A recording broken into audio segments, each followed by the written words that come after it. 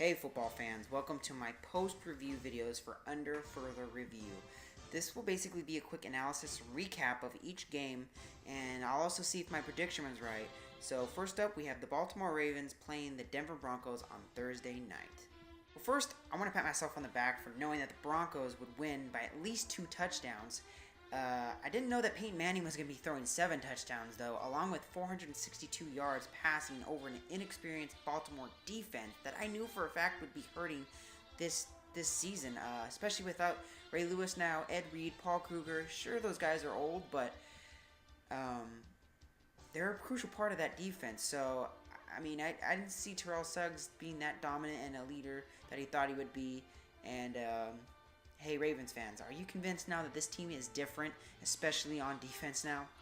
Anyways, as far as the game went, the game took an extra 45 minutes to start, which was pretty lame. I kind of passed out before the game started during that time period. So, anyways, the ball didn't really start happening until the second half of the game. So I thought this was a fairly competitive match until the second half.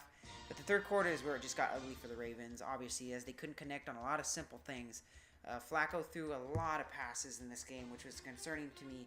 He threw 62 times, while, Ray Rice and Bernard Pierce ran for a combined 21 rushing attempts.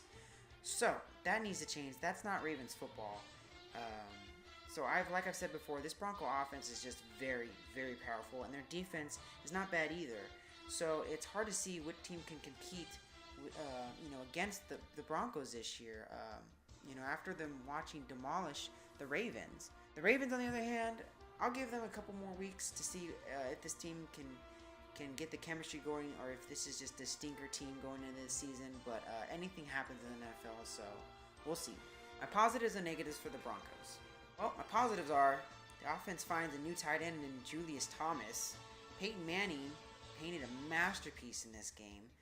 The defense looked fine without Champ Bailey and Von Miller, and Welker, Demaryius Thomas, and Julius Thomas had also a very good game.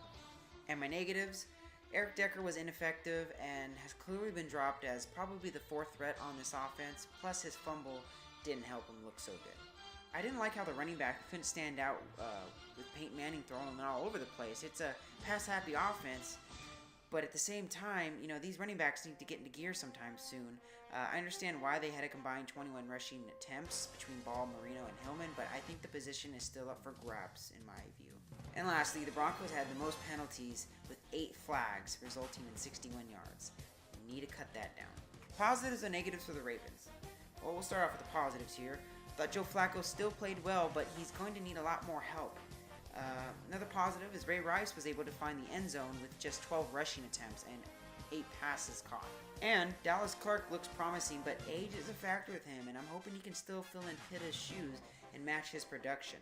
And my negatives, the defense looked awful as they were able to get to Peyton Manning 3 times as far as sacks go. And where was Ladarius Webb? He had 1 tackle the whole game and sort of seemed like a non-factor along with the rest of the patch defense. And lastly, finding a replacement for Pitta and now Jacoby Jones only makes this offense tougher to steer for Joe Flacco. I mean, Jones will be out for about 4 to 6 weeks, and Pitta is up in the air, so there's going to be a lot of guys that need to step up other than Torrey Smith on this offense. And that is my quick analysis and recap of Week 1 NFL opener on Thursday between the Broncos and Ravens. Please leave in the comments below and subscribe to my page for all your reviews and opinions of the 2013 season. Follow me on Instagram and Twitter, which I'll also leave in the links below, and so you can follow me. So do that, and I will see you soon, football fans, with my next review.